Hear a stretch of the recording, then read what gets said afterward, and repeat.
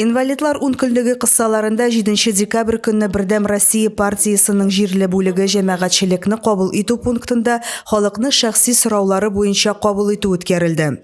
Бердәм Россия партиясы җирле бүлеге сәркатибе Разиф Кәримов мөрәҗәгать итүче шәһәрдәшләребезне тыңлап, сорауларга җавап бирде. Она здесь скапливается, вернее проходит здесь вниз, вверх-то пустой, пары вот это накапливает давление, создает паровое. Он его, когда давление уже превышает воды, он его туда выпускает и буль-буль.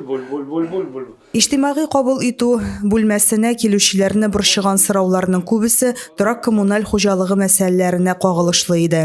Разиф Кәримов һәр сорау буенча тиешле чаралар күреләчәген белдерде. Башкарылган эшләр турында мөрәҗәгать итүчеләргә закон билгеләнгән срокларда хәбәр ителәчәк. Эльмира Шабрина, Юлия Казамарова, Зәй хәбәрләре.